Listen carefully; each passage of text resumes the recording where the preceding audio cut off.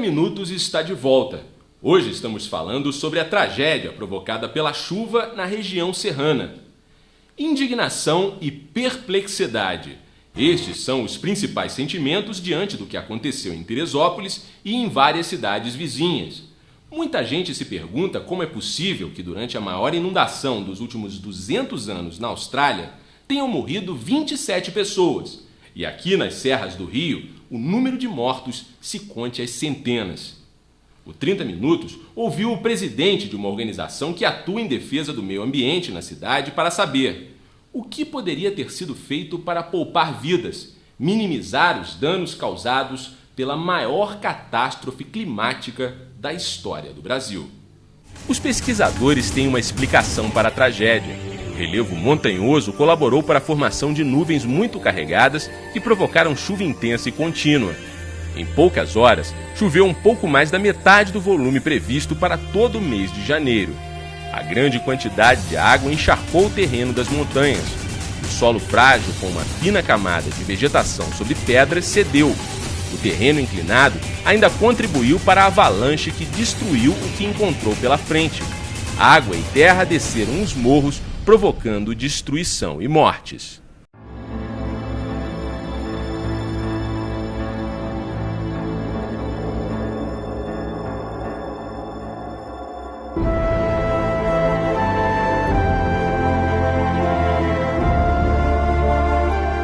Foi preciso uma tragédia de proporções gigantescas para que as autoridades acordassem para o óbvio.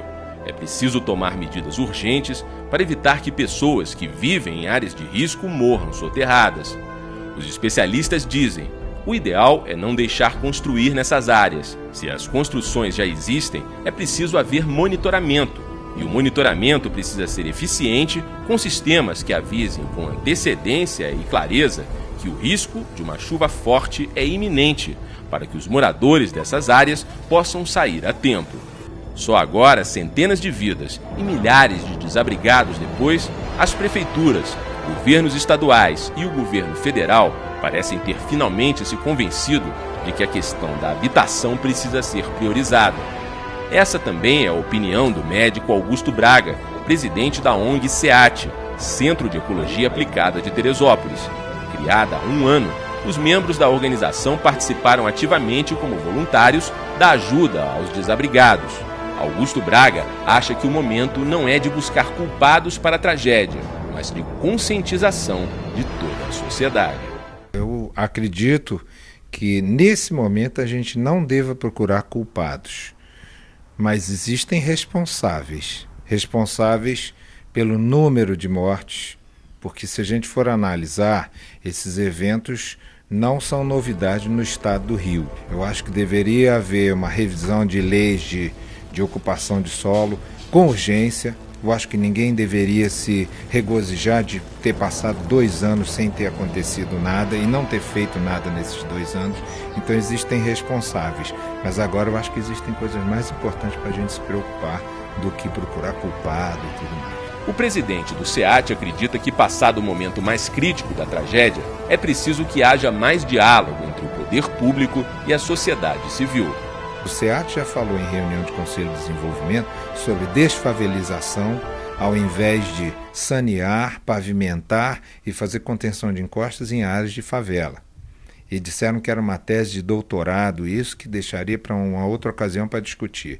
Nós falamos novamente numa outra reunião em novembro que as vidas tinham um valor muito grande e que usar 120 milhões do PAC 2 para fazer 440 casas populares, sabendo-se pelo próprio secretário do Meio Ambiente, que são 93 áreas de risco, 41 de risco grave, ainda não sei a diferença disso, para mim é tudo a mesma coisa. 6 mil residências, isso dá 4 pessoas por residência em média, 24 mil habitantes de Teresópolis em área de risco. E eles com PAC 2, 120 milhões de fazerem 440 residências, acho que a porcentagem está um pouco pequena. Então nós discutimos isso, questionamos isso, né? Elevação da Praça Olímpica e Canteiro Central, 1 milhão e pouco e 440 casas, sem se saber onde colocar essas casas. A partir de agora, as organizações de sociedade civil de interesse público, as ONGs, tem que estar juntos, tem que estar na reunião, nas decisões, até no uso das verbas e nas decisões em relação ao que vai se fazer agora. Eu acho que agora os governantes têm que ouvir a população, os representantes da população, antes de fazer qualquer outra coisa, que pelo jeito eles não estavam no caminho correto. Augusto Braga conta que nos dias que se seguiram à tragédia, uma coisa foi marcante: a desorganização no auxílio a quem precisava de ajuda, inclusive no ginásio do Pedrão, onde os desabrigados ficaram por alguns dias e onde foi centralizado o recebimento de donativos para as vítimas da chuva. Eu fui lá como médico, fiquei de 10 da noite até 1 da manhã, enfaixei um tornozelo e recomendei que uma enfermeira que queria medicar uma senhora que estava com dor, que aferisse a pressão dela e perguntasse se ela tem alergia a algum medicamento, tudo mais antes da medicação, né? Então, uma desorganização muito grande, seguida de uma tentativa de centralização de todos os movimentos por parte do governo. Então, o que aconteceu? Ninguém podia ajudar lá fora, todo mundo tinha que se registrar na Defesa Civil, enfermeiras, a gente ouviu reclamações na televisão, enfermeiros profissionais querendo oferecer serviço e tinham que ir para Tijuca, tinham que ir para cadastrar, porque como se nada tivesse acontecendo. E é um descaso muito grande com as áreas mais afastadas da metrópole. A gente querendo ir e recebendo ordens, inclusive, de secretários, dizendo, olha, não vai porque está abarrotado de comida. Eu falei, mas como abarrotado se eu estou em contato com gente que mora lá, que está aqui do meu lado, está dizendo que tem gente precisando. E a gente foi para não complicar mais, porque a Cruz Vermelha estava recebendo caminhões e caminhões, estava uma confusão lá, e nós fomos então. O SEAT foi a bom sucesso.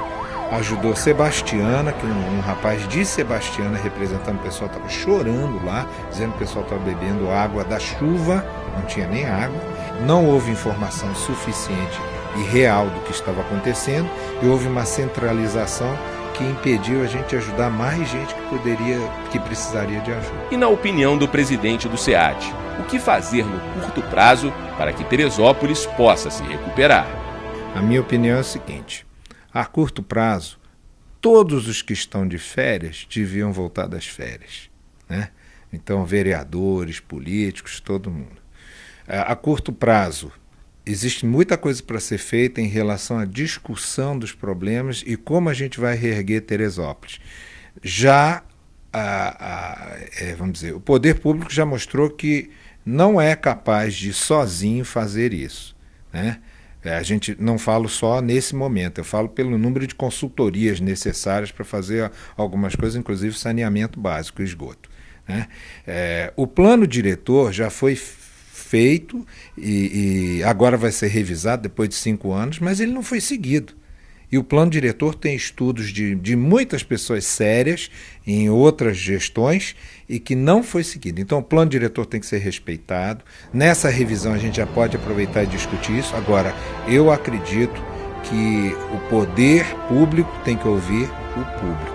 Eu acho que nós temos que começar a opinar, dizer o que está acontecendo. Tem que se fazer um relatório grande. As ONGs agora, e as OICIPs, e as presidentes da Associação de Moradores, todo mundo tem que começar a trabalhar no sentido de reerguer isso. A primeira coisa que a gente tem que fazer é o levantamento dos prejuízos, inclusive humanos. Então, é impossível o que aconteceu. 600 milhões em obras, 590... Baseado em que se avaliou as obras? Se a gente está em plena tragédia ainda, né? Então, a curto prazo, eu acho que as pessoas têm que se organizar, têm que voltar a uma rotina que não é a mesma, mas no sentido de discutir melhor as decisões e o que a gente vai fazer, o que é prioridade realmente.